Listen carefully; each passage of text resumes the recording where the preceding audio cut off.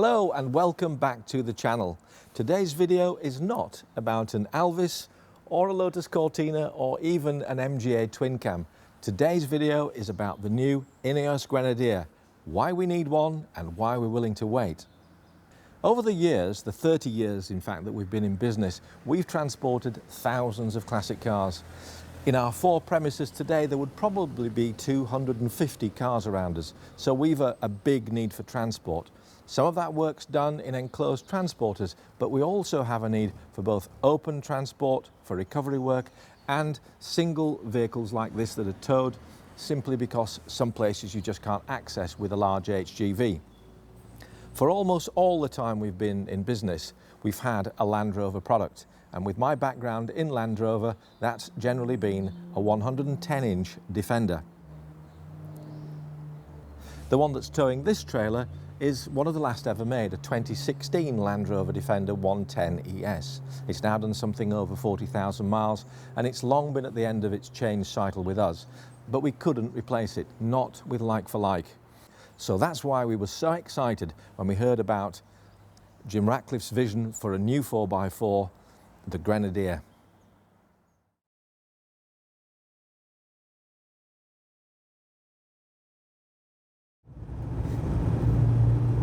We're one of the companies who ordered the Grenadier very, very early on. In fact, when I spoke to the supplying dealer about when I might get mine, he said, "You must have been early." I said, "Why do you say that?" He said, "Well, looks like you're going to get yours about the same time as we get our demo." I followed the Grenadier story right from the very beginning. The legend of Jim Ratcliffe in the Grenadier pub, having the conversation about building this thing. And I have to say that whilst I was very excited about what he was saying at the time, I thought, what a monumental task.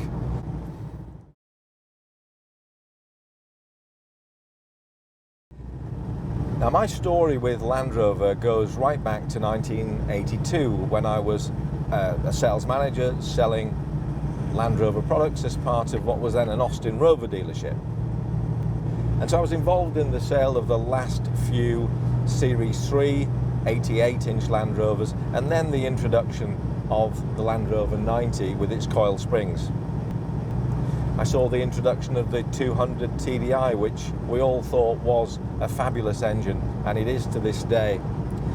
And then I had the responsibility with a big motor group of establishing what was called a soulless Land Rover dealership, building a brand new dealership that would sell nothing else but their products. And that coincided with the introduction of the Land Rover Discovery. Essentially, we saw it as a vehicle based on the 100-inch Range Rover chassis.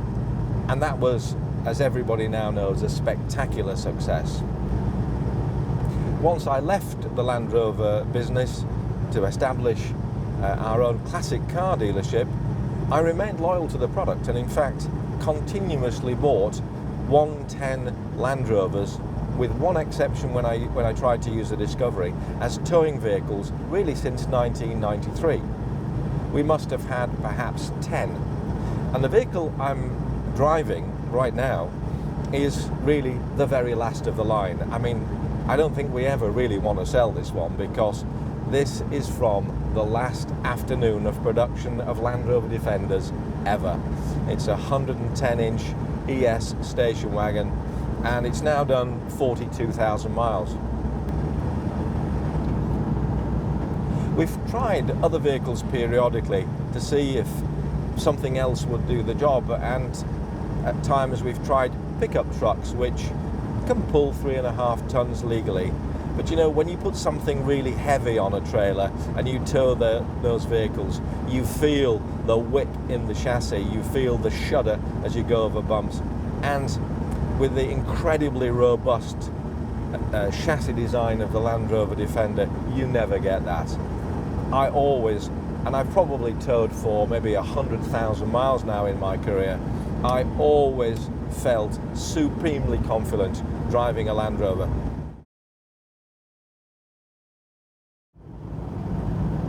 The Land Rover I'm driving here is from 2016, and of course it is a derivative of a vehicle that first started to be made in 1948, and naturally after all of those years there are some compromises, shall we say, in terms of what it's like on road compared to some of the vehicles we drive today. I suppose one of the most noticeable things really is the noise level, and that was extremely striking when I drove the Grenadier for the first time, just how quiet it was compared to one of these vehicles. But both were built to do a specific job. The Land Rover, announced in 1948, has become a legend, and after all of these years, 70% of all of the Land Rovers ever built are still on the road. I think Porsche has a similar track record. I expect the Grenadier will be equally durable. It's made not of flimsy materials designed for a life of 5 or 6 years. This is designed to be an investment that will last for years.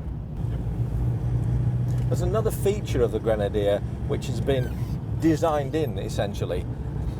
When you build a vehicle that's capable of being hosed out inside, and that has to go into some extreme conditions, wet conditions, muddy conditions, those where you might need to wear gloves for driving, it's very important that you produce it in such a way that there is less to go wrong, less electronics and electrics in the vehicle. And I was actually quite surprised when I saw that they were building the Grenadier without electric seat controls and without a number of things that we take for granted these days. But of course, it makes absolute sense. Why would you want to have electric seat adjustment controls when you've got potentially water coming into the vehicle? Ideally, what I'd like is a vehicle which you can hose down outside and inside. You know, the farmer got in, and when he got out, he could hose it down and wash it out, and you know, that's what we'd like to do with the new one. I'm very interested in cars, of course, and classic cars in particular, but I'm also a pilot, and one of the things I really liked about the Grenadier was the overhead controls. Very tactile, very, very chunky. Everything sort of very functional and very sort of easy to handle. The idea that you could have your passenger operate some of the overhead controls while you're dealing with some important stuff off-road, I think is a great one. There's something else I quite like about the Grenadier. I don't have to use a button to start it. I've actually got a fabulous piece of technology, security technology, which we call a key. This vehicle was always in high demand, and there were times when it would be out doing a job when I actually needed a tow vehicle to pull our second trailer. And I experimented with all sorts of things, and I thought perhaps we might use a used Land Rover, but the prices being what they were, I thought, is there anything else that I could use? And I happened to do a bit of research on a vehicle, very low volume in the UK, called the Jeep Commander. Now, Jeep's four-wheel drive system is also well proven, and I knew that Daimler Chrysler had built the Jeep Commander using a company called Magnus Steyr in Austria. Now, Magnus Steyr, of course, are the company who've been very much involved in the design of the Grenadier. I think they also produced the Mercedes G-Wagon. But that vehicle was beautifully made. The Jeep Commander, which we kept as a spare vehicle for a while, was very strong, very reliable, and again had an extremely strong chassis. So we'd made the decision, we're not going to go for a pickup truck as a long-term solution. And along comes the Grenadier. Now, you might ask yourself, well, why wouldn't they just buy a new model Land Rover? Why wouldn't they buy the latest Defender? Well, I think Jim Ratcliffe got it absolutely right when he described the kind of customer who wants the Grenadier. That's me. Someone who wants a traditional, simple, incredibly strong utility vehicle with a fabulous chassis. I think in places, in the case of the Grenadier, the steel's 3.5 millimeters thick on the chassis. We want something like that, an absolutely go anywhere, robust vehicle.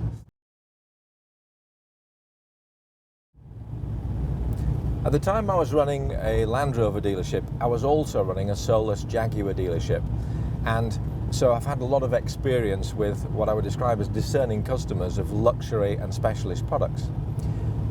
INEOS isn't a traditional motor manufacturer, and it's very interesting to me that they've brought customer service techniques, I would describe them as, to this particular product, which I haven't seen before really from a motor manufacturer. One of the amazing things that's happened, which has kept my interest right from the beginning, is the regular updates and important information to kind of whet my appetite and keep it maintained. Two of the things that have happened have been driving experiences. One of them an off-road driving experience with a trained INEOS driver, and the other one where I had the opportunity to drive the vehicle for myself. In the autumn, I got a video link through the post, and it was to a virtual reality video of the vehicle I'd ordered in exactly the colour and trim and specification that I'd ordered, travelling across the Icelandic landscape. It was a very, very clever piece of technology, but again, wonderful to actually have a movie of the vehicle that you're waiting for. All along the line, INEOS's treatment of me as a customer has been exemplary, and they're doing things, as you've possibly read, in a very different way in terms of customer support post-sale. Yes, I might have to travel, in my case, quite a few miles to be able to get service from an authorised dealer for my new Grenadier, but you know what? I don't mind that, because I think that gives me confidence that they believe their product will be reliable and that there won't be the sort of constant stream of early visits to the dealers because the vehicle has early teething troubles. I'm very confident that when I get this vehicle, it is going to be fit for purpose and ready to go.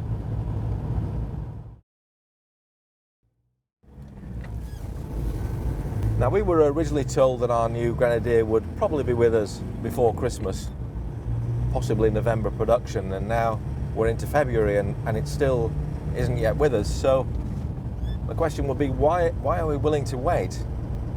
Well, as somebody who has been involved with Land Rover for so long, and indeed in the 80s was a motor manufacturer, I realised what an absolutely enormous undertaking this was. The thing that INEOS undertook there, not only to establish a new competitive four-wheel drive vehicle, but also to introduce a brand new car company. I mean, it's a gigantic task. Secondly, the fact that COVID and its legacy have meant that there have been supply chain issues in all sorts of areas, microchips, etc. That's clearly been very disruptive for INEOS, as it has been for many other manufacturers. But you know, the thing is, I'm so looking forward to this. It is going to do the job, I absolutely know it. I'm willing to wait. You know, if it was another 6 months, I don't care. I'll wait as long as it takes to get this vehicle, because I think it's going to be a spectacular success. Now, why do I say that?